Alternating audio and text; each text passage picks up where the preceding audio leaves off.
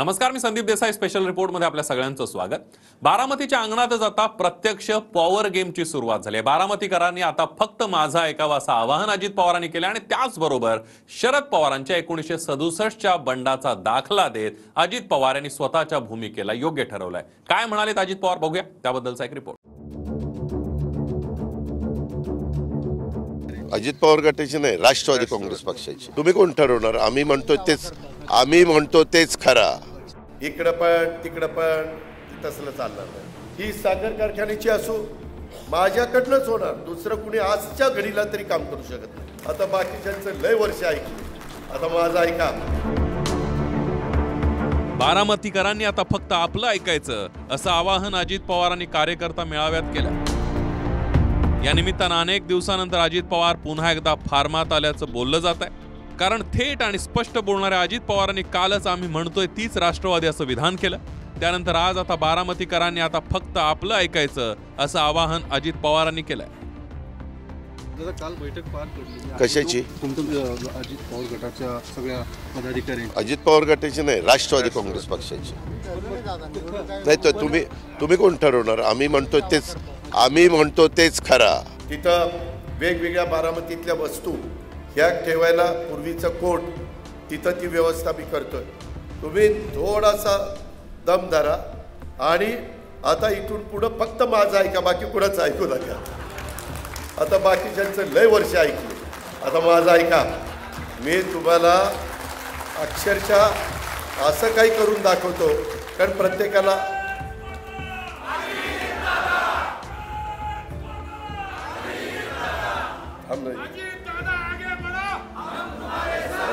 राजू लोकसभेपर्यंत दम धर झालं.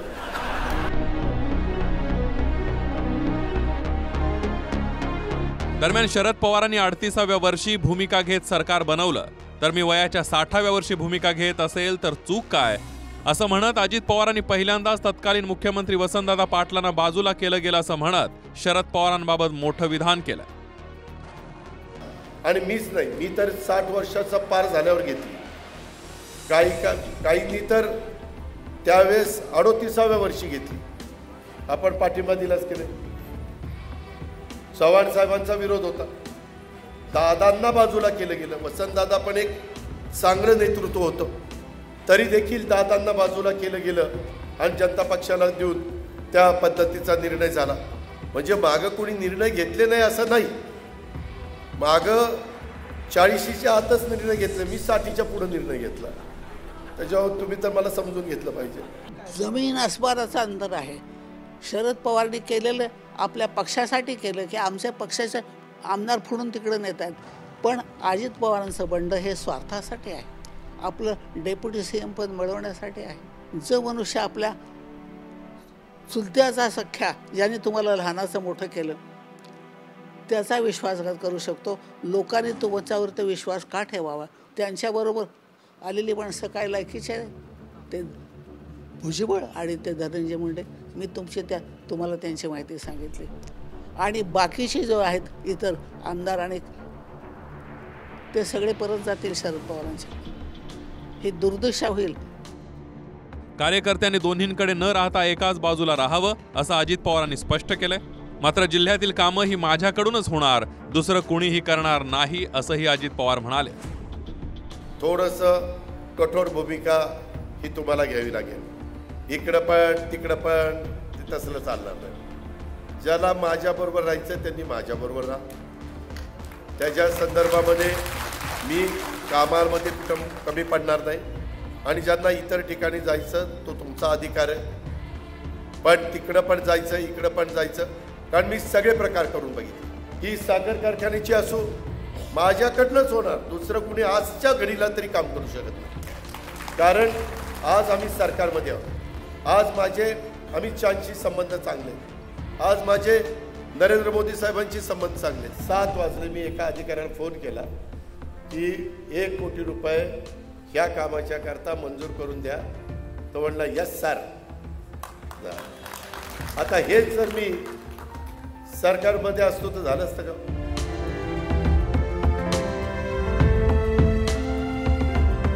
दरम्यान संसदेतल्या खासदारांचं निलंबन हे उपराष्ट्रपतींच्या मिमिक्रीमुळे झाल्याचा दावा काल अजित पवारांनी केला होता. मात्र वास्तवात विरोधक संसद सुरक्षेच्या बाबतीमध्ये चर्चेची मागणी करत होते. त्यावेळी गोंधळ घातल्यामुळे खासदारांचं निलंबन झालं. त्यावर अजित पवारांना पूर्ण माहिती नसावी असा टोला विरोधकांनी लगावला. तिथं माझ्या माहितीप्रमाणे उपराष्ट्रपती महोदयांचा अपमान करण्यात आला. उपराष्ट्रपती महोदय देखील अतिशय व्यवस्थितपणे आपलं स्वतःचं काम पार पाडतात.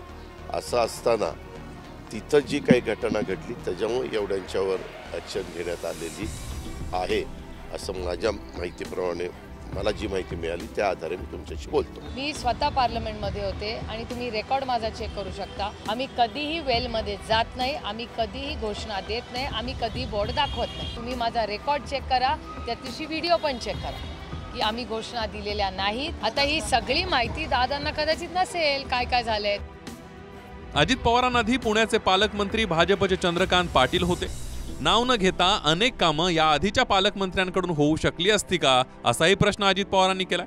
शिवाय सत्तेत गेल्यामुळे काय कामं करू शकतो याचीही उदाहरणं अजित पवार यांनी दिली आहे. कालवा सल्लागार समिती आता ती माझ्या अध्यक्षतेखाली, त्याच्यामुळं कशा पद्धतीनं पाण्याचं नियोजन ह्या सदग्रस्ताला विचारा. मी पालकमंत्री नसताना कालवा सल्लागार समितीच्या मीटिंग कशा व्हायच्या आणि आता कशा पद्धतीनं होतात. मला कुणावर टीका टिप्पणी करायची नाही, प्रत्येकाची काम करण्याचा पद्धत असते. अभिजित पोते, TV9 मराठी, बारामती.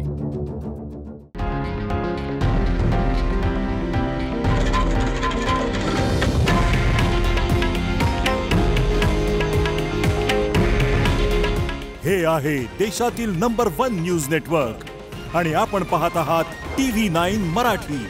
काळजी तुमची, हित महाराष्ट्राचं.